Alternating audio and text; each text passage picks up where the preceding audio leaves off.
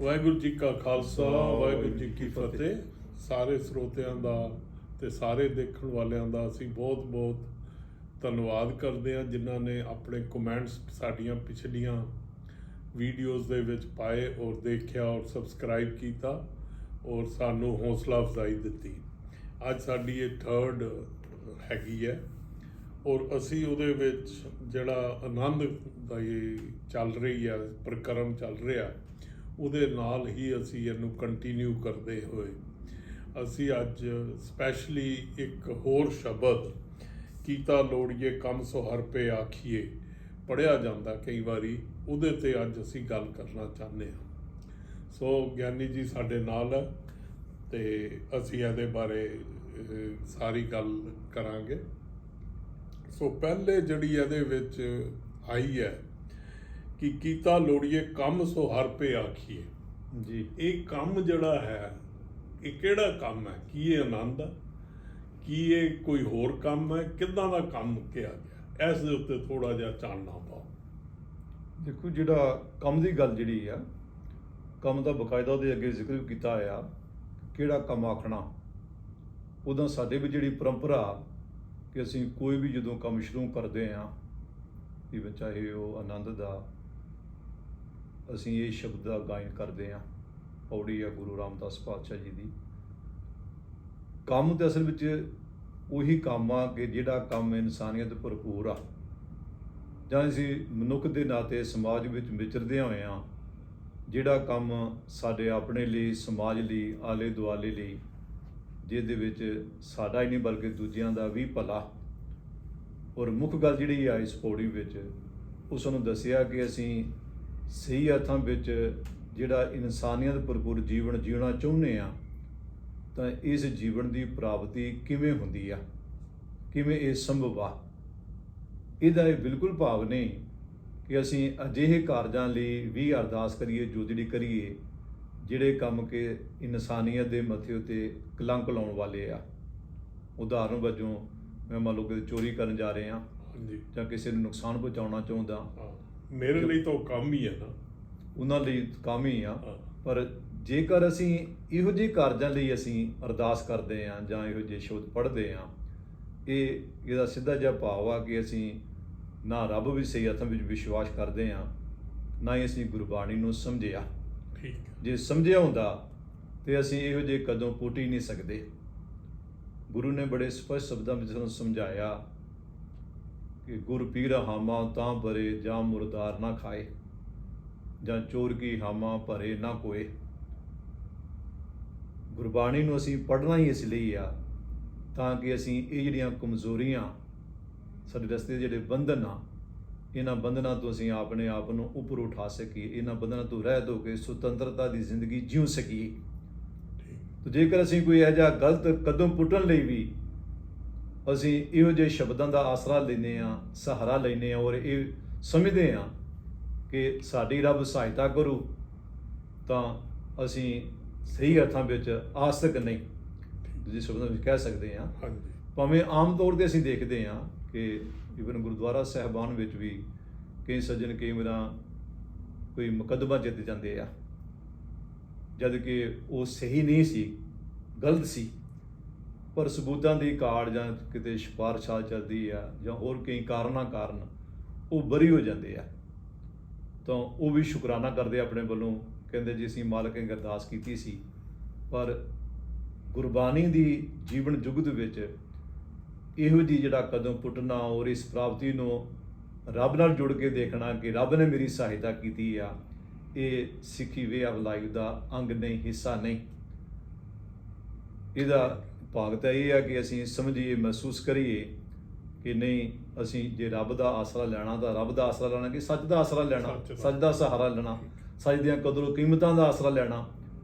ਜੇ ਸਾਡਾ ਆਧਾਰ ਹੀ ਗਲਤ ਆ ਤਾਂ ਫਿਰ ਸੱਚ ਦੀਆਂ ਕਦਰੋ ਕੀਮਤਾਂ ਕਿੱਧਰ ਰਹਿ ਗਈਆਂ। ਤੇ ਲਈ ਜਿਹੜਾ ਕੰਮ ਕੋਈ ਵੀ ਅਸੀਂ ਕਰ ਰਹੇ ਹਾਂ ਤਾਂ ਜਦੋਂ ਅਸੀਂ ਇਹ ਸ਼ਬਦ ਜਿਹੜਾ ਪੌੜੀ ਆ ਇਹਦੇ ਵਿੱਚ ਕੋਈ ਵਿਸ਼ਵਾਸ ਦਵਾਇਆ ਆ, ਮਤਲਬ ਕਈ ਵਾਰ ਭਾਵੇਂ ਜਾਣੇ ਅਣਜਾਣੇ ਕਈ ਸੱਜਣ ਮਾਈ ਭਾਈ ਜਦੋਂ ਇਹਦਾ ਗਾਇਨ ਕਰਦੇ ਜਾਂ ਪੜ੍ਹਦੇ ਆ, ਉਹ ਕੀਤਾ ਲੋੜੀਆ ਕੰਮ ਸੋ ਹਰ ਪੇ ਆਖੀਆ ਕਾਰਜ ਦੇ ਸਵਾਰ ਦੀ ਦੇਹੋ ਪੜ੍ਹਦੇ ਆ, ਤੇ ਉਹਦੇ ਦਾ ਉਹ ਬੇਨਤੀ ਰੂਪ ਆ, ਪਰ ਇਹ ਬੇਨਤੀ ਰੂਪ ਨਹੀਂ ਸ਼ਬਦ। ਹਾਂਜੀ, ਇਹਦੇ ਵਿੱਚ ਤਾਂ ਵਿਸ਼ਵਾਸ ਦਵਾਇਆ ਆ ਕਿ ਯਕੀਨ ਜਾਣੋ, ਇਹ ਗੱਲ ਪੱਕੀ ਆ ਕਿ ਜਦੋਂ ਤੁਸੀਂ ਰੱਬ ਦਾ ਆਸਰਾ ਲਵੋਗੇ ਤਾਂ ਤੁਹਾਡਾ ਕਾਰਜ ਇਹ ਜ਼ਰੂਰ ਬਣੂ, ਇਹਦੇ ਵਿੱਚ ਕੋਈ ਸੰਦੇਹ ਨਹੀਂ।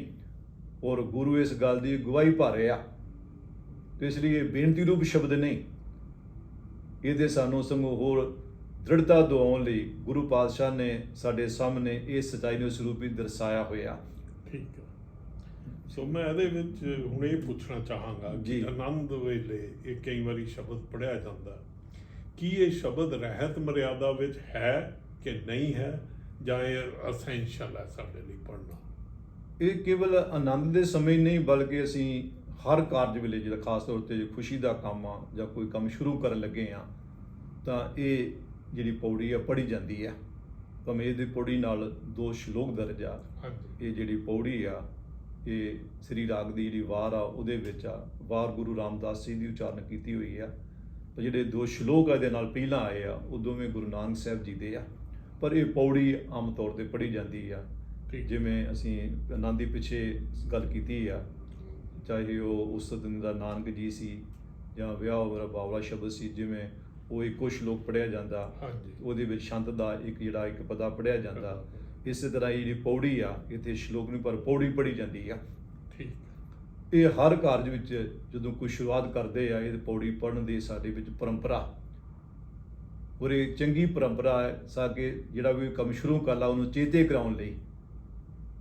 ਉਦਾਹਰਨ ਵਜੋਂ ਜੇਕਰ ਮੰਨ ਲਓ ਮੈਂ ਦੁਕਾਨ ਦਾ ਖੋਲ੍ਹਣ ਲੱਗਾ, ਸ਼ੁਰੂ ਕਰਨ ਲੱਗਾ, ਤਾਂ ਉਸ ਸਮੇਂ ਵੀ ਸ਼ਬਦ ਪੜ੍ਹਦੇ ਆ। ਕਈ ਵਾਰ ਅਰਦਾਸੀ ਸ਼ਬਦ ਜਿਹੜੀਆਂ ਪੰਕਤੀਆਂ ਪੜ੍ਹਦੇ ਆ। ਠੀਕ ਹੈ। ਪਰ ਉਹਦਾ ਭਾਵ ਇਹ ਨਹੀਂ ਕਿ ਮੈਂ ਦੁਕਾਨ ਤਾਂ ਸ਼ੁਰੂ ਕਰ ਲਈ ਰੱਬ ਦਾ ਨਾਂ ਲੈ ਕੇ, ਪਰ ਮੈਂ ਉਹ ਤਾਂ ਹੇਰਾ ਫੇਰੀ ਕਰਾਂ, ਨਕਲੀ ਮਾਲ ਵੇਚਾਂ ਤੇ ਨਕਲੀਆਂ ਦਵਾਈਆਂ ਅਸਲੀਆਂ ਦੇ ਜਿਹੜੇ ਉਹ ਰੂਪ ਦੇ ਵਿੱਚ ਵੇਚਣੀ ਸ਼ੁਰੂ ਕਰ ਦੇਵਾਂ।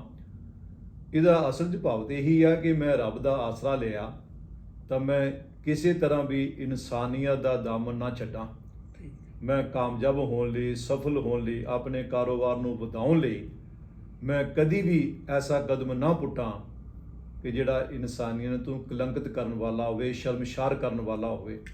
ਮੈਂ ਸੱਚ ਦੀਆਂ ਕਦਰੋ ਕੀਮਤਾਂ ਨੂੰ ਹਰ ਕੀਮਤ ਵਿੱਚ ਮੈਂ ਉਹਨਾਂ ਨੂੰ ਬਰਕਰਾਰ ਰੱਖ ਸਕਾਂ। ਇਹ ਸਾਡੇ ਸਮਾਂ ਦੀ ਰਹਿਤ ਦਾ ਇੱਕ ਅੰਗ ਆ। ਜਿਵੇਂ ਸਤਿਗੁਰੂ ਜੀ ਨੇ ਸਿੱਖ ਦੀ ਪਰਿਭਾਸ਼ਾ ਕੀਤੀ ਆ ਕਿ ਗੁਰ ਸਤਿਗੁਰੂ ਕਾ ਜੋ ਸਿੱਖਾ ਖਾਏ ਸੋ ਭਲ ਕੇ ਵਟਾਰ ਨਾਮ ਤੇ ਆਵੈ। ਤੋ ਇਸੇ ਤਰ੍ਹਾਂ ਇਹ ਵੀ ਜਿਹੜੀ ਪੌੜੀ ਆ, ਇਹਦੇ ਵਿੱਚ ਵੀ ਸਾਨੂੰ ਇਹ ਹਦਾਇਤ ਕੀਤੀ ਹੋਈ ਆ ਕਿ ਅਸੀਂ ਜੋ ਵੀ ਕੰਮ ਕਰਨਾ, ਜੋ ਕੰਮ ਤੋਂ ਭਾਵ ਕਿਸੇ ਗਲਤ ਕੰਮ ਤੋਂ ਨਹੀਂ, ਅਸੀਂ ਰੋਜ਼ਮਰਾ ਦੀ ਜ਼ਿੰਦਗੀ ਵਿੱਚ ਆਪਣੇ ਚਾਹੇ ਉਹ ਜੀਵਿਕਾ ਦਾ ਸਾਧਨਾ, ਚਾਹੇ ਉਹ ਗੁਣਾਤਮਕ ਆ, ਚਾਹੇ ਉਹ ਸੰਸਾਰਿਕ ਆ, ਪਰ ਉਹਦੇ ਵਿੱਚ ਇਸ ਗੱਲ ਨੂੰ ਧਿਆਨ ਰੱਖਣਾ ਕਿ ਅਸੀਂ ਕਦੀ ਵੀ ਜਿਹੜਾ ਉਹ ਸੱਚੀਆਂ ਕਦਰੋ ਕੀਮਤਾਂ ਦਾ ਤਿਆਗ ਨਹੀਂ ਕਰਨਾ। ਠੀਕ। ਤੋ ਰਹਿਤ ਮਰਿਆਦਾ ਵਿੱਚ ਜਿਹੜਾ ਉਹ ਜਿਵੇਂ ਉਸਤ ਨਿੰਦਾ ਨਾਨਕ ਜੀ ਮੈਂ ਹਾ ਬੰਜਾਈ ਛੋੜਿਆ, ਉਹਦਾ ਜ਼ਿਕਰ ਨਹੀਂ ਕੀਤਾ ਹੋਇਆ। ਠੀਕ। ਇਸੇ ਤਰ੍ਹਾਂ ਇਹਦਾ ਵੀ ਭਾਵੇਂ ਜ਼ਿਕਰ ਨਹੀਂ ਕੀਤਾ ਹੋਇਆ, ਪਰ ਇਹ ਪੜ੍ਹਿਆ ਜਾਂਦਾ। ਔਰ ਜਿਹੜਾ ਇੱਕ ਰਸਮੀ ਤੌਰ ਤੇ ਪੜ੍ਹਿਆ ਜਾਂਦਾ, ਮੈਂ ਕਹੂੰ ਜ਼ਿਆਦਾ ਸਪਸ਼ਟ ਆ, ਕਿਉਂਕਿ ਅਕਸਰ ਭਾਵੇਂ ਅਸੀਂ ਸ਼ਬਦੇ ਪੜ੍ਹਦੇ ਹਾਂ, ਪਰ ਅਸੀਂ ਜੋ ਕਰਦੇ ਹਾਂ ਇਸ ਮਗਰੋਂ ਜਾਂ ਪਹਿਲਾਂ ਕੀਤਾ ਹੁੰਦਾ, ਉਹਨੂੰ ਦੇਖ ਕੇ ਕੋਈ ਇਹ ਨਹੀਂ ਕਹਿ ਸਕਦਾ ਕਿ ਅਸੀਂ ਸੱਚਮੁੱਚ ਰੱਬ ਵਿੱਚ ਵਿਸ਼ਵਾਸ ਰੱਖਣ ਵਾਲੇ ਹਾਂ ਜਾਂ ਸਾਡਾ ਗੁਰੂ ਤੇ ਕੋਈ ਭਰੋਸਾ। ਤਾਂ ਭਾਵੇਂ ਰਹਿਤ ਮਰਿਆਦਾ ਦਾ ਇਹ ਹਿੱਸਾ ਨਹੀਂ, ਉਹਦੇ ਵਿੱਚ ਮੈਂਸ਼ਨ ਨਹੀਂ ਕੀਤਾ ਹੋਇਆ, ਪਰ ਆਮ ਤੌਰ ਤੇ ਪੜ੍ਹਿਆ ਜਾਂਦਾ। ਔਰ ਇਹਦੇ 'ਚ ਇੱਕ ਗੱਲ ਹੋਰ ਵੀ ਸਪਸ਼ਟ ਹੁੰਦੀ ਆ ਕਿ ਰਹਿਤ ਮਰਿਆਦਾ ਵਿੱਚ ਅਰਦਾਸ ਦੇ ਲਾਵਾਂ ਦਾ ਪਾਠ ਆਨੰਦ ਲਈ ਇਹ 2 ਜ਼ਰੂਰੀ ਆ। ਜੇਕਰ ਮੰਨ ਲਓ ਕਿਤੇ ਐਸੀ ਜਗ੍ਹਾ ਤੇ ਕੋਈ ਅਸੀਂ ਰਹਿ ਰਹੇ ਹਾਂ ਜਿੱਥੇ ਕਿ ਰਾਗੀ ਸਾਹਿਬਾਨ ਨਹੀਂ ਮਿਲ ਰਹੇ, ਤਾਂ ਅਸੀਂ ਉੱਥੇ ਲਾਵਾਂ ਦਾ ਪਾਠ ਤੇ ਅਰਦਾਸ ਇਹ ਦੋਨਾਂ ਰਾਹੀਂ ਆਨੰਦ ਸੰਪੂਰਨ ਸਮਝਿਆ ਜਾਊਗਾ। ਅਧੂਰਾ ਨਹੀਂ ਹੋਊਗਾ ਕਿ ਅਸੀਂ ਇਹ ਸ਼ਬਦ ਨਹੀਂ ਪੜ੍ਹੇ ਤਾਂ ਉਹ ਆਨੰਦ ਕਾਰ ਸਾਡੀ ਸਿੱਖ ਰਹਿਤ ਮਰਿਆਦਾ ਅਨੁਸਾਰ ਉਹ ਅਧੂਰੇ ਹੋਣਗੇ, ਨਹੀਂ ਉਹਨਾਂ ਨੂੰ ਪੂਰਾ ਹੀ ਗਿਣਿਆ ਜਾਊਗਾ। ਕਿਉਂਕਿ ਅੱਜ ਕੱਲ੍ਹ ਰਾਗੀ ਜਿਹੜੇ ਆ ਉਹ ਸੌਖੇ ਹਰ ਥਾਂ ਮਿਲ ਜਾਂਦੇ ਆ, ਤੇ ਚੰਗਾ। ਪਰ ਜੇਕਰ ਕਿਤੇ ਐਸਾ ਹੋ ਜਾਵੇ ਤਾਂ ਵੀ ਜਿਹੜਾ ਉਹ ਲਾਵਾਂ ਦਾ ਪਾਠ ਅਤੇ ਅਰਦਾਸ, ਇਹ ਵਿਆਹ ਦੀ ਸਾਡੇ ਜਿਹੜਾ ਆਨੰਦ ਆ, ਉਹਦੇ ਲਈ ਇਹ ਜ਼ਰੂਰੀ 2 ਗੱਲਾਂ ਜਿਹੜੀਆਂ ਇਹ ਨਿਭਾਉਣੀਆਂ ਕਰਨੀਆਂ ਜ਼ਰੂਰੀ ਆ, ਤੇ ਆਪਣੇ ਆਪ ਵਿੱਚ ਇਹ ਸੰਪੂਰਨ ਹੁੰਦਾ। ਇਹ ਸ਼ਬਦ ਜਾਂ ਦੂਜੇ ਸ਼ਬਦ ਉਹ ਪੜ੍ਹੇ ਜਾਣ ਨਾ ਪੜ੍ਹੇ ਜਾਣ, ਕੋਈ- ਉਹਨਾਂ ਨਾਲ ਇਹ ਜਿਹੜਾ ਆਨੰਦ ਹੈ ਇਹਦੇ ਵਿੱਚ ਕੋਈ ਫਰਕ ਨਹੀਂ ਪੈਂਦਾ ਜੀ। ਸੋ ਇਹਦੇ ਬਾਰੇ ਹੁਣ ਡਿਟੇਲ ਇਸ ਪੌੜੀ ਦੀ ਵਿਆਖਿਆ ਤੁਸੀਂ ਕਰੋ ਤਾਂ ਕਿ ਸੰਗਤਾਂ ਨੂੰ ਪਤਾ ਲੱਗ ਸਕੇ ਕਿ ਇਸ ਪੌੜੀ ਵਿੱਚ ਕੀ ਲਿਖਿਆ ਔਰ ਕੀ ਭਾਵ ਅਰਥ ਹੈ ਇਹਦਾ। ਜਿਵੇਂ ਉਹ ਪਹਿਲਾਂ ਆਪਾਂ ਜ਼ਿਕਰ ਕੀਤਾ ਕਿ ਸ੍ਰੀ ਰਾਗ ਦੀ ਵਾਰ ਆ, ਹਾਂਜੀ। ਵਾਰ ਚੌਥੇ ਪਾਤਸ਼ਾਹ ਦੀ ਆ। ਹਾਂਜੀ ਇਸ ਵਾਰ ਦੀ ਜਿਹੜੀ ਆ ਇਹ 20ਵੀਂ ਪੌੜੀ ਆ। ਹਾਂਜੀ ਇਹ ਤੋਂ ਪਹਿਲਾਂ 2 ਸ਼ਲੋਕ ਦਰਜ ਆ। ਵਾਰ ਕਾਵਿ ਜਿਹੜਾ ਮੂਲ ਰੂਪ ਵਿੱਚ ਪੌੜੀਆਂ ਵਾਲਾ ਹੀ ਆ, ਪਰ ਗੁਰੂ ਅਰਜਨ ਸਾਹਿਬ ਮਹਾਰਾਜ ਨੇ ਜਦੋਂ ਗੁਰੂ ਗ੍ਰੰਥ ਸਾਹਿਬ ਦੀ ਸੰਪਾਦਨਾ ਸੰਕਲਨ ਕੀਤੀ ਆ, ਉਦੋਂ ਉਦੋਂ ਉਹਨਾਂ ਨੇ ਹਰ ਪੌੜੀ ਨਾਲ ਘੱਟੋ ਘੱਟ 2 ਸ਼ਲੋਕ ਦਰਜ ਕੀਤੇ ਆ। ਇਸ ਵਾਰ ਵਿੱਚ ਵੀ ਜਿਹੜੀ ਆ ਇਹ ਵਾਰ ਤਾਂ ਗੁਰੂ ਰਾਮਦਾਸ ਜੀ ਦੀ ਆ, ਪਰ ਗੁਰੂ ਰਾਮਦਾਸ ਜੀ ਦਾ ਸ਼ਲੋਕ ਇਹਨਾਂ ਪੌੜੀਆਂ ਨਾਲ ਨਹੀਂ। ਨਹੀਂ ਇੱਥੇ ਗੁਰੂ ਨਾਨਕ ਸਾਹਿਬ ਜੀ ਦੇ ਆ, ਗੁਰੂ ਅੰਗਦ ਸਾਹਿਬ ਜੀ, ਗੁਰੂ ਅਮਰਦਾਸ ਮਹਾਰਾਜ ਦੇ ਸਭ ਤੋਂ ਵੱਧ ਸ਼ਲੋਕ ਆ, ਗੁਰੂ ਅਰਜਨ ਸਾਹਿਬ ਜੀ ਦਾ, ਹਾਂਜੀ ਪਰ ਗੁਰੂ ਰਾਮਦਾਸ ਮਹਾਰਾਜ ਦਾ ਕੋਈ ਸ਼ਲੋਕ ਨਹੀਂ। ਪਰ ਮਹਾਰਾਜ ਨੇ ਸ਼ਲੋਕ ਜਿਹੜੇ ਆ ਉਹ ਪੌੜੀਆਂ ਨਾਲ ਉਹ ਦਰਜ ਕੀਤੇ ਆ ਜਿਹੜਾ ਕਿ ਜੋ ਪੌੜੀ ਦਾ ਜੋ ਸੁਵਾਰ ਦਾ ਵਿਸ਼ਾ ਉਸ ਨਾਲ ਉਹ ਸੰਬੰਧਿਤ ਮਿਲਦੇ ਜੁਲਦੇ ਆ, ਭਾਵੇਂ ਉਸ ਨੂੰ ਪਹਿਲਾਂ ਦੀ ਰਚਨਾ ਚਾਹੇ ਬਾਅਦ ਦੀ, ਪਰ ਉਹਨਾਂ ਨੂੰ ਇਹਨਾਂ ਨਾਲ ਦਰਜ ਕਰਨ ਲੱਗਿਆਂ ਇਹ ਖਿਆਲ ਜ਼ਰੂਰ ਰੱਖਿਆ ਗਿਆ। ਠੀਕ ਹੈ। ਹਾਂ 2 ਵਾਰਾਂ ਐਸੀਆਂ ਜਿਨ੍ਹਾਂ ਨਾਲ ਸ਼ਲੋਕ ਨਹੀਂ, ਉਹ ਪੌੜੀਆਂ ਹੀ ਆ। ਇੱਕ ਬਸੰਤ ਦੀ ਵਾਰ ਆ, ਦੂਜੀ ਸਤੇ ਬਲਵੰਤ ਜੀ ਦੀ ਵਾਰ ਆ। ਠੀਕ ਹੈ। ਉਹ ਬਾਕੀ ਜਿਹੜੇ 20 ਵਾਰਾਂ ਉਹਨਾਂ ਨਾਲ 2-2 ਸ਼ਲੋਕ ਦਰਜ ਆ। ਇਸ ਵਾਰ ਵਿੱਚ ਜਿਹੜੇ ਆ ਉਹ ਇੱਕ ਪੌੜੀ ਜਿਹੜੀ ਹੈ 14ਵੀਂ ਪੌੜੀ ਆ ਜਿਹਦੇ ਨਾਲ 3 ਸ਼ਲੋਕ ਆ, ਬਾਕੀ ਪੌੜੀਆਂ ਨਾਲ 2-2 ਸ਼ਲੋਕ ਹੀ ਆ। ਤੇ ਇਸ ਤੋਂ ਪਹਿਲਾਂ ਜਿਹੜੇ ਸ਼ਲੋਕ ਆ ਥੋੜਾ ਜਿਹਾ ਅਸੀਂ ਉਹਨਾਂ ਵੱਲ ਨਿਗਾਹ ਮਾਰ ਲਈਏ ਹਾਂਜੀ ਤਾਂ ਕਿ ਇਹਨੂੰ ਹੋਰ ਜਿਹੜਾ ਉਹ ਸਮਝਣਾ ਸੌਖਾ ਹੋ ਜਾਵੇ। ਠੀਕ ਹੈ।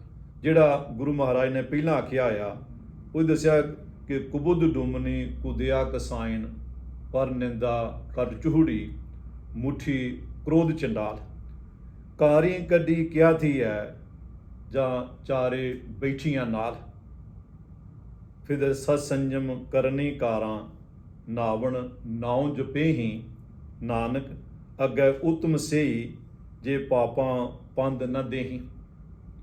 ਇਹਦੇ ਇੱਕ ਵਿਸ਼ੇਸ਼ ਕਰਮ ਕਾਂਡ ਵੱਲ ਧਿਆਨ ਦਵਾਇਆ ਗਿਆ ਕਿ ਜਿਹੜੇ ਸੁਚਮ ਨੂੰ ਜੋ ਬੜੀ ਪਹਿਲ ਦਿੰਦੇ ਆ ਹਾਂਜੀ ਕਿ ਬਕਾਇਦਾ ਗੋਹੇ ਨਾਲ ਜਿਹੜਾ ਪੋਚਾ ਦਿੱਤਾ ਜਾਂਦਾ, ਪੋਚਾ ਲਿਪਿਆ ਜਾਂਦਾ, ਹਾਂਜੀ ਫਿਰ ਬਕਾਇਦਾ ਕਾਰਾਂ ਕੱਢੀਆਂ ਜਾਂਦੀਆਂ ਹਾਂਜੀ ਤਾਂ ਕਿ ਇਹਨਾਂ ਦਾ ਕੋਈ ਹੋਰ ਜਿਹੜਾ ਉਹ ਪ੍ਰਵੇਸ਼ ਨਾ ਕਰ ਸਕੇ। ਹਾਂਜੀ ਤਾਂ ਗੁਰੂ ਸਾਹਿਬ ਕਹਿੰਦੇ ਆ ਕਿ ਭਾਵੇਂ ਬਾਹਰਲੇ ਰੂਪ ਵਿੱਚ, ਜ਼ਾਹਰਾ ਰੂਪ ਵਿੱਚ ਕੋਈ ਐਸਾ ਕਰਮ ਕਰ ਰਿਹਾ ਔਰ ਕੇਵਲ ਇਹ ਲਕੀਰਾਂ ਦੀ ਚੌਂਕੇ ਦੀ ਗੱਲ ਹੀ ਨਹੀਂ, ਬਲਕਿ ਹਰ ਉਸ ਕਰਮ ਦੀ ਗੱਲ ਆ ਜਿਹੜਾ ਸਾਡੇ ਬਾਹਰਲੇ ਨਾਲ ਕਰਮ ਕਾਂਡ ਨਾਲ ਜੁੜਿਆ ਸੰਬੰਧਿਤ ਆ। ਮਹਾਰਾਜ ਕਹਿੰਦੇ ਕਿ ਜੇ ਬੰਦੇ ਦੇ ਅੰਦਰ ਜਿਹੜੇ ਇਹ ਵਿਕਾਰ ਆ ਜਿਨ੍ਹਾਂ ਦਾ ਉਹ ਜ਼ਿਕਰ ਕਰ ਰਹੇ ਆ ਕਿ ਕੁਬੁੱਧ ਡੁਮਨੀ ਕੁਦਿਆ ਕਸਾਇਨ, ਇੱਥੇ ਮਹਾਰਾਜ ਭਾਵੇਂ ਇਹ ਸ਼ਬਦ ਵਰਤ ਰਹੇ ਆ, ਡੂਮਣੀ ਆ, ਕਸਾਇਨ ਆ, ਚੂੜੀ, ਇਹ ਸ਼ਬਦ ਵਰਤ ਰਹੇ ਆ, ਪਰ ਮਹਾਰਾਜ ਜਿਨ੍ਹਾਂ ਅਰਥਾਂ ਵਿੱਚ ਆਮ ਲੋਕੀ ਵਰਤਦੇ ਆ ਜਾਂ ਸਾਡੇ ਕੋਸ਼ਾਂ ਵਿੱਚ ਇਹਨਾਂ ਦਾ ਜੋ ਭਾਵ ਆ ਮਹਾਰਾਜ ਇਸ ਭਾਵ ਅਰਥ ਵਿੱਚ ਇਹਨਾਂ ਦੀ ਵਰਤੋਂ ਨਹੀਂ ਕਰ ਰਹੇ। ਹਾਂ ਜੋ ਮਨੁੱਖ ਨੇ, ਸਮਾਜ ਨੇ ਇਹਨਾਂ ਬਾਰੇ ਜਿਹੋ ਜਿਹੀ ਧਾਰਨਾ ਬਣਾਈ ਆ ਜਾਂ ਇਹਨਾਂ ਦਾ ਨਾਂ ਲੈਣ ਜੋ ਉਹਨਾਂ ਦੇ ਅੱਖਾਂ ਸਾਹਮਣੇ ਰੂਪ ਸਾਕਾਰ ਹੁੰਦਾ, ਉਹ ਪ੍ਰਤੀਕ ਮਹਾਰਾਜ ਜਿਹੜਾ ਜ਼ਰੂਰ ਵਰਤ ਰਹੇ ਆ। ਕਹਿੰਦੇ ਅਸਲ ਵਿੱਚ ਇਹ ਤਾਂ ਮਨੁੱਖ ਦੇ ਅੰਦਰਲੀਆਂ ਬਿਰਤੀਆਂ ਜਿਹੜੇ ਡੂਮਣੀ ਆ, ਚਾਹੇ ਕਸਾਇਨ ਆ, ਚਾਹੇ ਚੂੜੀ ਆ, ਉਹ ਤਾਂ ਉਹ ਕਿਰਤ ਕਰ ਰਹੀਆਂ। ਉਹ ਕਿਰਤ ਮਾੜੀ ਨਹੀਂ ਉਹਨਾਂ ਦੀ, ਉਹ ਤਾਂ ਉਹਨਾਂ ਦੀ ਕਿਰਤ ਆ, ਉਪਜੀਵਿਕਾ ਦਾ ਸਾਧਨ ਆ, ਉਹਨਾਂ ਨੂੰ ਅਸੀਂ ਮਾੜਾ ਨਹੀਂ ਕਹਿ ਸਕਦੇ। ਪਰ ਜਿਹੜੀ ਮਾੜੀ ਆ ਉਹ ਤੁਹਾਡੀਆਂ ਬਿਰਤੀਆਂ ਮਾੜੀਆਂ ਕਿ ਭਾਵੇਂ ਤੁਸੀਂ ਕਥਿਤ ਉੱਚ ਜਾਤ ਨਾਲ ਸੰਬੰਧਿਤ ਜੇ ਬਾਹਰਲੇ ਜਿਹੜੇ ਸੁਚਮ ਦੇ ਧਰਮ ਕਰਮ ਕਾਂਡ ਕਰ ਰਹੇ ਹੋ, ਪਰ ਜੇਕਰ ਤੁਹਾਡੇ ਅੰਦਰ ਇਹ ਭੈੜੀ ਬੁੱਧੀ ਜਿਹੜੀ ਕੁਦਿਆ ਇਹ ਤੁਹਾਡੇ ਅੰਦਰ ਬੈਠੀਆਂ ਹੋਈਆਂ, ਪਰ ਨਿੰਦਾ ਪਰਾਈ ਨਿੰਦਿਆ, ਪਰਾਈ ਨਿੰਦਾ ਵਿੱਚ ਚੂੜੀ ਜਿਹੜੀ ਤੁਹਾਡੇ ਅੰਦਰ ਡੇਰਾ ਲਾਈ ਬੈਠੀ ਹੋਈ ਆ, ਮੁੱਠੀ ਕ੍ਰੋਧ ਚੰਡਾਲ, ਔਰ ਜਿਹੜਾ ਚੰਡਾਲ ਅਸਲ ਵਿੱਚ ਕ੍ਰੋਧ ਆ ਜਿਨ੍ਹਾਂ ਨੇ ਤੁਹਾਡਾ ਸਭ ਕੁਝ ਲੁੱਟ ਲਿਆ ਹੋਇਆ। ਜੇਕਰ ਇਹ ਸਭ ਕੁਝ ਤੁਹਾਡੇ ਅੰਦਰ ਆ ਤਾਂ ਬਾਹਰ ਨੂੰ ਇਹ ਸੁਚਮ ਦੇ ਜਿਹੜੇ ਆਹਾਰ ਆ ਇਹਨਾਂ ਦਾ ਕੋਈ ਅਰਥ ਨਹੀਂ। ਹਾਂ ਹਜ਼ੂਰ ਫਿਰ ਕਹਿੰਦੇ ਆ ਕਿ ਜੇਕਰ ਸੱਚ ਸੰਜਮ ਕਰਨੇ ਕਾਰਾਂ ਨਾਵੜ ਨਾਉ ਜਪੇਹੀ, ਜੇਕਰ ਸੱਚ ਨੂੰ ਸੱਚ ਨਾਲ ਜੁੜਨ ਨੂੰ ਬੰਦਾ ਇਹ ਚੌਂਕਾ ਸੁੱਚਾ ਕਰਨ ਦੀ ਜੁਗਤੀ ਬਣਾ ਲੈਂਦਾ, ਕਰਨੀ ਜਿਹੜਾ ਉੱਚਾ ਆਚਰਨ ਆ ਇਹਨੂੰ ਕਾਰਾਂ ਬਣਾ ਲੈਂਦਾ, ਭਾਵ ਆ ਜਿਹੜਾ ਇਹ ਆਚਰਨ ਬਣਾ ਲੈਂਦਾ ਅਤੇ ਕਥਿਤ ਸਰੀਰਕ ਇਸ਼ਨਾਨ ਦੀ ਥਾਂ ਇਸ਼ਨਾਨ ਤੀਰਥ ਇਸ਼ਨਾਨ ਦੀ ਜਿਹੜਾ ਸਰੀਰਕ ਇਸ਼ਨਾਨ ਆ ਉਹਦੀ ਆਪਣੀ ਇੱਕ ਮਹੱਤਤਾ ਜ਼ਰੂਰਤ ਆ, ਹਾਂਜੀ ਪਰ ਗੁਰੂ ਸੇਵਕ ਨੇ ਜਿਹਦੇ ਨਾਲ ਜਿਹੜੇ ਅਸਲ ਇਸ਼ਨਾਨ ਆ ਉਹ ਪ੍ਰਭੂ ਦੇ ਨਾਮ ਨੂੰ ਧਿਆਉਂਦੇ ਆ, ਉਹਦੇ ਗੁਣਾਂ ਨੂੰ ਜਪ ਕੇ ਉਹਨਾਂ ਗੁਣਾਂ ਨੂੰ ਅਪਣਾਉਂਦੇ ਆ, ਧਾਰਨ ਕਰਦੇ ਆ, ਔਰ ਇਹਦੇ ਨਾਲ ਜੇ ਕਿਸੇ ਨੂੰ ਵੀ ਪਾਪਾਂ ਦੀ ਮਾੜੀ ਮੱਤ ਨਹੀਂ ਦਿੰਦੇ। ਅਸੀਂ ਦੇਖਦੇ ਹਾਂ ਕਿ ਜੇ ਇੱਕ ਧਰਮ ਖੇਤਰ ਵਾਲੀ ਨਜ਼ਰ ਮਾਰੀਏ ਤਾਂ ਧਰਮ ਦੇ ਖੇਤਰ ਵਿੱਚ ਸਦੀਆਂ ਤੋਂ ਜਿਸ ਤਰ੍ਹਾਂ ਨਾਲ ਮਨੁੱਖ ਨੂੰ ਗੁੰਮਰਾਹ ਕੀਤਾ ਗਿਆ ਧਰਮ ਦੇ ਨਾਂ ਤੇ, ਰੱਬ ਦੇ ਨਾਂ ਤੇ, ਹਾਂਜੀ ਉਹ ਸਾਡੇ ਸਾਹਮਣੇ ਆ। ਠੀਕ ਇਹ ਕੋਈ ਧਰਮ ਦੀ ਸਿੱਖਿਆ ਨਹੀਂ, ਸੱਚ ਦੀ ਸਿੱਖਿਆ ਨਹੀਂ, ਠੀਕ ਜਿਹੜੀ ਮਨੁੱਖ ਨੂੰ ਮਨੁੱਖ ਨਾਲੋਂ ਤੋੜਦੀ ਆ, ਮਨੁੱਖ ਅੰਦਰ ਜਿਹੜੀ ਨਫ਼ਰਤ ਦੀਆਂ ਦੀਵਾਰਾਂ ਖੜੀਆਂ ਕਰ ਇੱਕ ਦੂਜੇ ਦੇ ਖੂਨ ਦੇ ਪਿਆਸਾ ਬਣਾ ਦਿੰਦੀਆਂ, ਇਹ ਧਰਮ ਦੀ ਸਿੱਖਿਆ ਨਹੀਂ।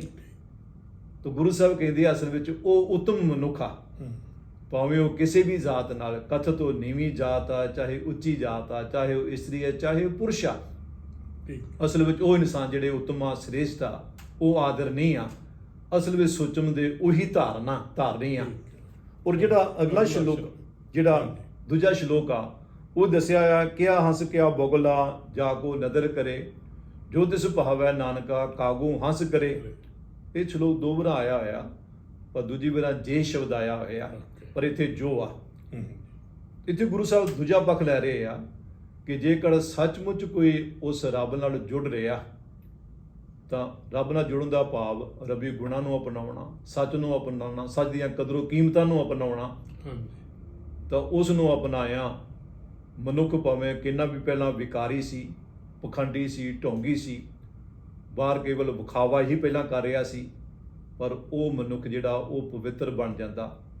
ਇਹਨੂੰ ਇਹ ਦਰਸਾਇਆ ਕਿ ਜੇ ਰੱਬ ਨਜ਼ਰ ਕਰਦਾ, ਰੱਬ ਦੀ ਨਜ਼ਰ ਦਾ ਇਹੀ ਭਾਵ ਆ ਕਿ ਜਿਹੜਾ ਵੀ ਕੋਈ ਮਨੁੱਖ ਇਸ ਰਸਤੇ ਨੂੰ ਅਪਣਾਉਂਦਾ ਹਾਂਜੀ ਤਾਂ ਇਸ ਰਸਤੇ ਉੱਤੇ ਤੁਰਿਆ ਅਪਣਾਇਆ ਉਸ ਅੰਦਰ ਇਹ ਤਬਦੀਲੀ ਆਉਂਦੀ ਆ, ਪਰਿਵਰਤਨ ਆਉਂਦਾ।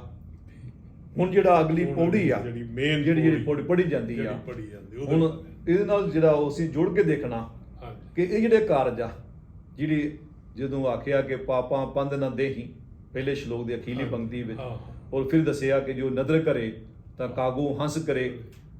ਇਹ ਜੀਵਨ ਸਾਨੂੰ ਮਿਲਦਾ ਕਿਵੇਂ ਆ, ਇਹ ਕਿਵੇਂ ਪ੍ਰਾਪਤ ਕਰ ਸਕਦੇ ਆ? ਅਸੀਂ ਪਖੰਡ ਤੋਂ, ਦਮ ਤੋਂ, ਝੂਠ ਤੋਂ, ਬੇਈਮਾਨੀ ਤੋਂ, ਹੇਰਾ ਫੇਰੀ ਤੋਂ, ਅਸੀਂ ਜਿਹੜੀ ਹੈ ਭੈੜੀ ਨਿਗਾਹ, ਮੰਦ ਸੋਚਣੀ, ਮੰਦ ਵਾਸ਼ਨਾਵਾਂ, ਇਹਨਾਂ ਤੋਂ ਅਸੀਂ ਆਪਣੇ ਆਪ ਨੂੰ ਉੱਪਰ ਉਠਾ ਕੇ ਅਸੀਂ ਸਹੀ ਅਰਥਾਂ ਵਿੱਚ ਇਸ ਰਾਹ ਨੂੰ ਕਿਵੇਂ ਅਪਣਾ ਸਕਦੇ ਹਾਂ? ਦੂਜੇ ਸ਼ਬਦਾਂ ਵਿੱਚ ਅਸੀਂ ਹੰਸ ਕਿਵੇਂ ਬਣ ਸਕਦੇ ਹਾਂ? ਠੀਕ ਤਾਂ ਹੁਣ ਪੌੜੀ ਵੀ ਦੱਸ ਰਹੇ ਆ ਕਿ ਕੀਤਾ ਲੋੜੀਆ ਕੰਮ ਸੋ ਹਰ ਪੈ ਆਖੀਐ, ਕਿ ਜਿਹੜਾ ਵੀ ਕੰਮ ਅਸੀਂ ਕਰਨਾ ਲੋੜੀਏ। ਇੱਥੇ ਇੱਕ ਗੱਲ ਹੋਰ ਵੱਲ ਆਪਾਂ ਧਿਆਨ ਦੇ ਲਈਏ, ਵਿਚਾਰ ਕਰ ਲਈਏ ਕਿ ਇੱਥੇ ਇੱਕ ਹੋਰ ਪਹਿਲੂ ਵੀ ਉਗੜ ਕੇ ਸਾਹਮਣੇ ਆਉਂਦਾ, ਜਿਵੇਂ ਆਪਾਂ ਪਹਿਲਾਂ ਸ਼ੁਰੂ 'ਚ ਗੱਲ ਕਰ ਰਹੇ ਹਾਂ ਕਿ ਜਿਵੇਂ ਗੁਰੂ ਰਾਮਦਾਸ ਨੇ ਗੁਰ ਸਤਿਗੁਰੂ ਕਾ ਜੋ ਸਿੱਖਾ ਖਾਏ ਸੋ ਭਲਕੇ ਉਠ ਹਰ ਨਾਮ ਤੇ ਆਵੈ, ਇੱਕ ਰਹਿਣੀ ਵੱਲ ਇਸ਼ਾਰਾ ਕੀਤਾ। ਹਾਂਜੀ ਇਸੇ ਤਰ੍ਹਾਂ ਇੱਥੇ ਵੀ ਇੱਕ ਵਿਸ਼ੇਸ਼ ਪਹਿਲੂ ਆ ਕਿ ਜਿਹੜਾ ਵੀ ਇਸ ਰਸਤੇ ਦਾ ਰਾਹੀ ਆ, ਉਹ ਕੋਈ ਵੀ ਕਾਰਜ ਕਰਨ ਲਈ ਜੋ ਆਮ ਪਰੰਪਰਾ ਸੀ ਕਿ ਕੋਈ ਕਿਸੇ ਨੂੰ ਮਨਾਉਂਦਾ ਸੀ, ਕੋਈ ਕਿਸੇ ਦੀ ਆਰਾਧਨਾ ਕਰਦਾ ਸੀ, ਕੋਈ ਗ੍ਰਹਾਂ ਦੀ ਪੂਜਾ ਕਰਦਾ ਸੀ, ਫਿਰ ਕਈ ਕੁਝ ਮਿਲਾ ਕੇ ਰਾਸ਼ੀਆਂ ਆਦਿ ਦੀ ਵਿਚਾਰ ਕੀਤੀ ਜਾਂਦੀ ਸੀ, ਮੁਹੂਰਤ ਕਢਵਾਇਆ ਜਾਂਦਾ ਸੀਗਾ। ਗੁਰੂ ਸਾਹਿਬ ਕਹਿੰਦੇ ਆ ਕਿ ਜਿਹੜਾ ਇਸ ਰਸਤੇ ਦਾ ਰਾਹੀ ਆ, ਉਹਨੂੰ ਇਹਨਾਂ ਗੱਲਾਂ ਦੀ ਲੋੜ ਨਹੀਂ। ਜਿਹੜਾ ਵੀ ਕੰਮ ਅਸੀਂ ਕਰਨਾ ਚਾਹੁੰਦੇ ਆ, ਅਸੀਂ ਉਸ ਰੱਬ ਦਾ ਆਸਰਾ ਲਈਏ, ਸਹਾਰਾ ਲਈਏ। ਤੋ ਕੀਤਾ ਲੋੜੀਆ ਕੰਮ ਸੋ ਹਰ ਪੈ ਆਖੀਐ, ਕਿ ਜਿਹੜਾ ਵੀ ਕੰਮ ਅਸੀਂ ਨੇਪਰੇ ਚੜਾਉਣ ਦੀ ਇੱਛਾ ਰੱਖਦੇ ਹਾਂ, ਤੋ ਇਹ ਫਿਰ ਆਪਾਂ ਦੁਹਰਾ ਦਿੰਦੇ ਹਾਂ ਕਿ ਕੰਮ ਉਹੀ ਕੰਮ ਆ ਜੋ ਸਾਰਥਕ ਕੰਮ ਆ, ਜਿਨ੍ਹਾਂ ਵਿੱਚ ਸਾਨੂੰ ਅੱਖਾਂ ਨੀਵੀਆਂ ਨਹੀਂ ਕਰਨੀ ਪੈਂਦੀ। ਉਹਨਾਂ ਕੰਮਾਂ ਦੀ ਗੱਲ ਨਹੀਂ ਕਿ ਅਸੀਂ ਕਿਸੇ ਜੇਬ ਕੱਟਣ ਲੱਗੇ ਹਾਂ ਤਾਂ ਆਖੀਏ ਜੀ ਰੱਬ ਜੀ ਮੇਰੀ ਤੂੰ ਆਪ ਹੀ ਆਖਿਆ ਕਿ ਤੇਰੇ ਅੱਗੇ ਅਰਦਾਸ ਕਰਾਂਗੇ ਤਾਂ ਸਾਡਾ ਕੰਮ ਪੂਰਾ ਹੋ ਜਾਊਗਾ, ਜਾਂ ਕੋਈ ਹੋਰ ਹੇਰਾ ਫੇਰੀ ਕਰਨ ਲੱਗੇ ਹਾਂ, ਬੇਈਮਾਨੀ ਕਰਨ ਲੱਗੇ ਹਾਂ। ਪਰ ਕਈ ਵਾਰ ਅਸੀਂ ਇਹ ਵੈਸੇ ਵੀ ਦੇਖਦੇ ਹਾਂ ਕਿ ਕਈ ਵਾਰ ਕੋਈ ਡਰੱਗ ਦਾ ਮਾਮਲਾ ਮੰਨ ਲਓ, ਕੋਈ ਡੀਲ ਕਰਨ ਜਾ ਰਿਹਾ ਤਾਂ ਉਹ ਅਰਦਾਸ ਕਰਾਉਂਦੇ ਆ ਬਕਾਇਦਾ, ਪਰ ਸਾਡੇ ਵਿੱਚ ਐਸਾ ਵਿਧਾਨ ਨਹੀਂ। ਭਾਵੇਂ ਸਾਡੇ ਗੁਰਦੁਆਰਿਆਂ ਸਾਹਿਬਾਨ ਵਿੱਚ ਐਸੀਆਂ ਅਰਦਾਸਾਂ ਵੀ ਹੁੰਦੀਆਂ, ਪਰ ਇਹ ਅਰਦਾਸਾਂ ਦੱਸ ਰਹੀਆਂ ਕਿ ਸਾਡਾ ਗੁਰੂ ਨਾਲ ਕੋਈ ਵਾਹ ਵਾਸਤਾ ਨਹੀਂ, ਅਸੀਂ ਗੁਰੂ ਦੀ ਸਿੱਖਿਆ ਨੂੰ ਸਮਝਿਆ ਹੀ ਨਹੀਂ। ਜੇ ਸਮਝਿਆ ਹੁੰਦਾ ਤੇ ਅਸੀਂ ਕਦੇ ਹੀ ਨਾ ਅਰਦਾਸਾਂ ਕਰਦੇ ਨਾ ਕਰਾਉਂਦੇ। ਇੱਥੇ ਕਰਨ ਵਾਲਾ ਵੀ ਅਤੇ ਕਰਾਉਣ ਵਾਲਾ ਦੋਵੇਂ ਹੀ ਅਣਜਾਣ ਆ। ਦੋਨੇ ਜਿਹੜੇ ਆ ਉਹ ਤੋਂ ਜਿਹੜੇ ਆ ਅਸੀਂ ਬੇਮੁਖੀ ਆਖ ਸਕਦੇ ਹਾਂ। ਤੋਂ ਅਸੀਂ ਦੇਖਦੇ ਹਾਂ ਕਿ ਗੁਰੂ ਸਾਹਿਬ ਜਦੋਂ ਇੱਥੇ ਕਹਿ ਰਿਹਾ ਕੀਤਾ ਲੋੜੀਆ ਕੰਮ ਸੋ ਹਰ ਪੈ ਆਖੀ ਹੈ, ਔਰ ਫਿਰ ਨਾਲ ਅੱਗੇ ਸਪਸ਼ਟ ਕਰ ਦਿੱਤਾ ਕਿ ਕਾਰਜ ਦੇ ਸਵਾਰ ਸਤਿਗੁਰ ਸਚ ਸਾਖੀ ਹੈ। ਸਾਖੀ ਤੋਂ ਪਾਪ ਭਾਵੇਂ ਕਈਆਂ ਨੇ ਸਿੱਖਿਆ ਤੋਂ ਲਿਆ, ਪਰ ਵਧੇਰੇ ਟੁਕਮਾ ਜਿਹੜਾ ਉਹ ਗਵਾਹੀ ਵਧੇਰੇ ਟੁਕਮਾ ਆਖਿਆ ਜਾ ਸਕਦਾ। ਠੀਕ ਹੈ ਕਿ ਕਾਰਜ ਦੇ ਸਵਾਰ ਕਿ ਵਾਹਿਗੁਰੂ ਉਹ ਕਾਰਜ ਜ਼ਰੂਰ ਨੇਪਰੇ ਚੜਾਊਗਾ, ਤੇਰਾ ਕਾਰਜ ਸਮਰੇਗਾ, ਮੁਕੰਮਲ ਹੋਊਗਾ, ਅਧੂਰਾ ਨਹੀਂ ਰਹਿਣ ਲੱਗਾ। ਤੇਰੀ ਜਿਹੜੀ ਖਾਹਿਸ਼ ਆ ਉਹ ਅਵਸ਼ ਪੂਰੀ ਹੋਊਗੀ। ਗੁਰੂ ਇਸ ਗੱਲ ਦੀ ਗਵਾਹੀ ਦੇ ਰਿਹਾ, ਗਵਾਹੀ ਭਰ ਰਿਹਾ। ਔਰ ਗੁਰੂ ਗਵਾਹੀ, ਗੁਰੂ ਨੇ ਜੋ ਆਖਿਆ ਉਹ ਉਹਨਾਂ ਦਾ ਨਿੱਜੀ ਅਨੁਭਵ ਆ। ਇਸ ਲਈ ਬਾਣੀ ਵਿੱਚ ਜਦੋਂ ਆਖਿਆ ਹੋਇਆ ਕਿ ਜਿਹੜੇ ਐਸੇ ਸੱਜਣ ਐਸੀਆਂ ਰੂਹਾਂ ਉਹ ਜੋ ਕਹਿੰਦੀਆਂ ਉਹ ਉਹਨਾਂ ਨੇ ਜੋ ਉਹਨਾਂ ਦਾ ਅਨੁਭਵ ਆ ਉਹ ਅਨੁਭਵ ਦੇ ਆਧਾਰਿਤ ਗੱਲ ਕਹਿੰਦੇ ਆ। ਉਹ ਸੁਣੀ ਸੁਣਾਈ ਜਾਂ ਪੜ੍ਹ ਕੇ ਗੱਲ ਨਹੀਂ ਕਰਦੇ। ਉਹਨਾਂ ਨੇ ਜੋ ਆਖਿਆ ਉਹਨਾਂ ਦਾ ਨਿੱਜੀ ਅਨੁਭਵ ਆ, ਉਹਨਾਂ ਦਾ ਤਜਰਬਾ। ਤੋ ਇਸ ਲਈ ਗੁਰੂ ਸਾਹਿਬ ਜਦੋਂ ਕਹਿੰਦੇ ਆ ਕਿ ਇਹ ਤੇਰਾ ਕਾਰਜ ਜਿਹੜਾ ਉਹ ਜ਼ਰੂਰ ਸੰਪੂਰਨ ਹੋਊਗਾ। ਹੁਣ ਕਾਰਜ, ਵਿਸ਼ੇਸ਼ ਕਾਰਜ ਕਿਹੜਾ ਔਰ ਇਹ ਕਾਰਜ ਪੂਰਾ ਕਿਵੇਂ ਹੋਊਗਾ? ਕਿ ਅਸੀਂ ਅਰਦਾਸ ਕਰ ਦਿੱਤੀ ਬਸ ਛੁੱਟੀ, ਬਸ ਰੱਬ ਪੂਰਾ ਕਰ ਦੂਗਾ? ਨਹੀਂ, ਗੁਰੂ ਸਾਹਿਬ ਨੇ ਕਿਹਾ ਕਿ ਨਹੀਂ, ਅਜੇ ਰੁਕੋ, ਅਜੇ ਇੱਥੇ ਹੀ ਬਸ ਨਹੀਂ, ਅਗਲੀ ਗੱਲ ਸੁਣੋ। ਤਾਂ ਗੁਰੂ ਸਾਹਿਬ ਕਹਿ ਰਹੇ ਅੱਗੇ ਕਿ ਸੰਤਾਂ ਸੰਗ ਨਿਧਾਨ ਅੰਮ੍ਰਿਤ ਚਾਖੀ ਹੈ। ਜਿਹੜੇ ਸਤਿਪੁਰਸ਼, ਸਤਿਗੁਰੂ ਦੀ ਸੰਗਤ, ਗੁਰਬਾਣੀ ਦੀ ਸੰਗਤ, ਗੁਰਬਾਣੀ ਦੀ ਸੰਗਤ ਵਿੱਚ ਸੰਗ ਨਿਧਾਨ, ਨਿਧਾਨ ਦਾ ਆਖਰੀ ਅਰਥ ਹੈ ਖਜ਼ਾਨਾ। ਸੰਤਾਂ ਸੰਗ ਨਿਧਾਨ ਅੰਮ੍ਰਿਤ ਚਾਖੀ ਹੈ। ਗੁਰੂ ਦੀ ਸੰਗਤ ਵਿੱਚ ਜਦੋਂ ਅਸੀਂ ਬੈਠਦੇ ਹਾਂ, ਵਿਚਰਦੇ ਹਾਂ, ਤਾਂ ਸਾਨੂੰ ਇਹ ਜਿਹੜਾ ਖਜ਼ਾਨਾ, ਨਾਮ ਦਾ ਖਜ਼ਾਨਾ, ਗੁਣਾਂ ਦਾ ਖਜ਼ਾਨਾ, ਇਹ ਖਜ਼ਾਨਾ ਸਾਨੂੰ ਨਸੀਬ ਹੁੰਦਾ। ਅਸੀਂ ਇਸ ਸੰਗਤ ਵਿੱਚੋਂ ਅੰਮ੍ਰਿਤ ਚਾਖੀ ਹੈ, ਜਿਹੜਾ ਆਤਮਿਕ ਜ਼ਿੰਦਗੀ ਦੇਣ ਵਾਲਾ ਜਾਲਾ, ਸੋਝੀ ਆ, ਸਮਝਾ, ਉਹ ਸਾਨੂੰ ਨਸੀਬ ਹੁੰਦੀ ਆ। ਸਾਨੂੰ ਚਖਣਾ, ਸਾਨੂੰ ਮਾਨਣਾ ਉਹ ਨਸੀਬ ਹੁੰਦਾ। ਔਰ ਫਿਰ ਆਖਦੇ ਆ ਭੈ ਪੰਜਨ ਮਿਹਰਬਾਨ ਦਾਸ ਕੀ ਰਾਖੀ ਹੈ। ਇਸ ਲਈ ਆਖਦੇ ਜੇਵੇ ਜਿਹੜਾ ਵੀ ਚਾਹਵਾਨ ਆ ਕਿ ਮੇਰਾ ਇਹ ਜਿਹੜਾ ਕਾਰਜ ਆ, ਜਿਹੜਾ ਕਾਰਜ ਸਾਨੂੰ ਜ਼ਿੰਦਗੀ ਦਾ ਜੋ ਲਕਸ਼ ਆ, ਜੋ ਮਨੋਰਥ ਆ, ਇਸ ਦੀ ਪ੍ਰਾਪਤੀ ਵੀ ਸਹਾਇਕ ਆ, ਜਿਸ ਤੋਂ ਬਿਨਾਂ ਸਾਡਾ ਇਹ ਕਾਰਜ ਸੰਪੂਰਨ ਨਹੀਂ ਹੋ ਸਕਦਾ। ਜਿਹੜਾ ਵੀ ਕੋਈ ਲੋਚਦਾ ਤਾਂ ਗੁਰੂ ਸਾਹਿਬ ਕਹਿੰਦੇ ਆ ਕਿ ਸਾਨੂੰ ਸਾਰਿਆਂ ਨੂੰ ਉਸ ਅੱਗੇ ਇਉਂ ਅਰਦਾਸ ਕਰਨੀ ਬਣ ਆਈ ਆ। ਗੁਰੂ ਸਾਹਿਬ ਇਹ ਨਹੀਂ ਕਹਿੰਦੇ ਕਿ ਮੇਰੇ ਅੱਗੇ ਅਰਦਾਸ ਕਰੋ, ਉਹ ਕਹਿੰਦੇ ਸਾਨੂੰ ਸਾਰਿਆਂ ਨੂੰ ਉਸ ਅੱਗੇ ਅਰਦਾਸ ਕਰਨੀ ਬਣ ਆਈ ਆ ਕਿ ਭੈ ਪੰਜਨ ਮਿਹਰਬਾਨ, ਹੇ ਮਿਹਰਬਾਨ, ਹੇ ਦਇਆਸਰੂ ਵਾਹਿਗੁਰੂ, ਸਾਡੇ ਡਰਾਂ ਨੂੰ, ਭੈ ਨੂੰ ਖਤਮ ਕਰਨ ਵਾਲੇ ਦਾਸ ਕੀ ਰਾਖੀ ਹੈ। ਦਾਸ ਦੀ, ਸੇਵਕ ਦੀ, ਨਿਮਾਣੇ ਇਸ ਦਾਸਰੇ ਦੀ ਇੱਜ਼ਤ ਰੱਖ ਲਓ, ਪੈਜ ਰੱਖ ਲਓ। ਪਰ ਪੈਜ ਜਿਹੜੀ ਹੈ ਇਹ ਨਹੀਂ ਕਿ ਮੈਂ ਕੰਮ ਉਹ ਕਰਾਂ, ਕੰਮ ਦੇ ਉੱਤੇ ਤੇ ਖਾਹਿਸ਼ ਦੇ ਉੱਤੇ ਡਿਪੈਂਡ ਕਰਦਾ। ਜਿਹੜੀ ਉਹ ਪਿੱਛੇ ਜੋ ਲੜੀ ਚੱਲ ਰਹੀ ਆ, ਹਾਂਜੀ ਹਾਂਜੀ, ਕਿ ਮੈਂ ਇਹੋ ਜਿਹਾ ਸਚਿਆਰਮੇ ਜੀਵਨ ਜਿਉਣਾ ਚਾਹੁੰਦਾ। ਮੇਰੀ ਹਾਰਦਿਕ ਇੱਛਾ ਕਿ ਮੈਂ ਵੀ ਗੁਰਮੁਖਤਾਈ ਵਾਲਾ ਜੀਵਨ ਜੀਵਾਂ। ਤੋ ਇਹ ਪ੍ਰਭੂ ਕਿਰਪਾ ਕਰ, ਮਿਹਰ ਕਰ, ਬਖਸ਼ਿਸ਼ ਕਰ, ਤਾਂ ਕਿ ਮੈਂ ਇਹੋ ਜਿਹੀ ਜ਼ਿੰਦਗੀ ਜਿਉਂ ਕਿ ਜਿਹੜੀ ਵਿਕਾਰਾਂ ਤੋਂ, ਮਾਇਆ ਤੋਂ ਮਨੁੱਖ ਆਪਣੇ ਪਦ ਗਵਾ ਬਹਿੰਦਾ। ਜਿਵੇਂ ਸਤਿਗੁਰੂ ਕਹਿੰਦੇ ਨਾ, ਹਰ ਬਿਸਰਤ ਸਦਾ ਖੁਆਰੀ, ਕਿ ਪ੍ਰਭੂ ਨੂੰ ਭੁਲਾਉਣ ਵਾਲੇ ਦਾ ਨੁਕਸਾਨ ਕੀ ਆ ਕਿ ਮਾਇਆ ਉਸ ਨੂੰ ਹਰ ਪੱਖੋਂ ਬੇਇੱਜ਼ਤ ਕਰਦੀ ਆ, ਖੁਆਰ ਕਰਦੀ ਆ। ਔਰ ਮਾਇਆ ਦਾ ਕੋਈ ਰੂਪ ਨਹੀਂ, ਅਨੇਕਾਂ ਰੂਪ ਆ, ਅਨੇਕਾਂ ਢੰਗਾਂ ਨਾਲ ਮਨੁੱਖ ਆਪਣੀ ਖੁਆਰੀ ਖੁਦ ਕਰਾ ਰਿਹਾ ਹੁੰਦਾ। ਤੋ ਇੱਥੇ ਵੀ ਉਹ ਅਰਦਾਸ ਕਰਨ ਦੀ ਵਿਧੀ ਦਰਸਾਈ ਆ ਕਿ ਅਸੀਂ ਜੇਕਰ ਚਾਹੁੰਦੇ ਹਾਂ, ਸੱਚਮੁੱਚ ਇੱਛੁਕ ਹਾਂ, ਤਾਂ ਅਸੀਂ ਉਸ ਰੱਬ ਅੱਗੇ, ਪ੍ਰਭੂ ਅੱਗੇ ਅਰਦਾਸ ਕਰੀਏ। ਨਾਨਕ ਹਰ ਗੁਣ ਗਾਏ, ਅਲਖ ਪ੍ਰਭ ਲਾਖੀ ਹੈ। ਔਰ ਮਹਾਰਾਜ ਕਹਿੰਦੇ ਆ ਕਿ ਅਸੀਂ ਜੇਕਰ ਇੰਝ ਉਸ ਪ੍ਰਭੂ ਨੂੰ ਸਲਾਵਾਂਗੇ ਪਾਪ ਕੇ ਉਸ ਦੀ ਰਜ਼ਾ ਨੂੰ, ਉਸ ਦੇ ਹੁਕਮ ਨੂੰ ਅਸੀਂ ਜੇਕਰ ਗੁਰੂ ਨੂੰ ਮਿਲ ਕੇ ਸਮਝਣ ਦਾ ਯਤਨ ਕਰਾਂਗੇ, ਤਾਂ ਉਹ ਜਿਹੜਾ ਅਲਖ ਆ ਉਹਨੂੰ ਲੱਗ ਸਕਾਂਗੇ, ਉਸ ਨਾਲ ਜੁੜ ਸਕਾਂਗੇ। ਭਾਵ ਅਸੀਂ ਇਹੋ ਜਿਹਾ ਜੀਵਨ ਜਿਹੜਾ ਉਹ ਯਕੀਨਨ ਮਾਣ ਸਕਾਂਗੇ। ਇਸ ਗੱਲ ਦੀ ਗੁਰੂ ਗਵਾਹੀ ਦੇ ਰਿਹਾ ਕਿ ਗੁਰੂ ਦੀ ਸਿੱਖਿਆ ਨੂੰ ਜਦੋਂ ਅਸੀਂ ਅਮਲੀ ਰੂਪ ਵਿੱਚ, ਅਸੀਂ ਇਸ ਰੂਪ ਵਿੱਚ ਅਪਣਾ ਲਵਾਂਗੇ, ਤਾਂ ਯਕੀਨਨ ਸਾਨੂੰ ਇਹੋ ਜਿਹੀ ਜਿਹੜੀ ਜ਼ਿੰਦਗੀ ਆ ਉਹ ਮਾਨਣੀ ਨਸੀਬ ਹੋਊਗੀ। ਇਹੋ ਜਿਹੀ ਜ਼ਿੰਦਗੀ ਅਸੀਂ ਜਿਉ ਸਕਾਂਗੇ। ਜੀ ਠੀਕ ਹੈ। ਨਹੀਂ, ਬਹੁਤ ਵਧੀਆ ਤਰੀਕੇ ਨਾਲ ਤੁਸੀਂ ਇਹ ਪੌੜੀ ਸਮਝਾਈ। ਅਸੀਂ ਸੋਚਦੇ ਹਾਂ ਸਾਰਿਆਂ ਅਸੀਂ ਆਸ ਰੱਖਦੇ ਹਾਂ ਕਿ ਸਾਰੇ ਸਰੋਤੇ ਇਸ ਨੂੰ ਐਪਰੀਸ਼ੀਏਟ ਕਰਨਗੇ। ਔਰ ਇਹ ਜਿਹੜਾ ਜਦੋਂ ਜੇ ਆਨੰਦ ਵਿੱਚ ਵੀ ਇਹ ਪੌੜੀ ਦਾ ਗਾਇਨ ਕੀਤਾ ਜਾਂਦਾ ਤਾਂ ਜਿਹੜਾ ਸੁਹਾਗ ਜੋੜਾ ਉਹ ਉਸ ਗੁਣਾ ਨੂੰ ਧਿਆਨ ਵਿੱਚ ਰੱਖਦੇ ਹੋਏ ਸਿੱਖਿਆ ਲੈਂਦਾ ਹੋਇਆ ਇਸ ਤੋਂ ਉਹੀ ਕੰਮ ਕਰੇ ਜ਼ਿੰਦਗੀ 'ਚ ਆਉਣ ਵਾਲੇ ਜਿਹੜੇ ਉਹਨੂੰ ਅਲਟੀਮੇਟਲੀ ਗੁਣਾਤਮਕ ਤੇ ਚੰਗਾ ਜੀਵਨ ਬਤੀਤ ਕਰਨ ਵਿੱਚ ਅਸੀਂ ਇਸ ਨਾਲ ਇੱਥੇ ਅਸੀਂ ਇਸ ਦਾ ਸਮਾਪਤੀ ਕਰਦੇ ਹਾਂ। ਭੁੱਲ ਚੁੱਕ ਦੀ ਖਿਮਾ। ਸਾਰੇ ਸਰੋਤਿਆਂ ਨੂੰ ਵਾਹਿਗੁਰੂ ਜੀ ਕਾ ਖਾਲਸਾ, ਵਾਹਿਗੁਰੂ ਜੀ ਕੀ ਫਤਿਹ।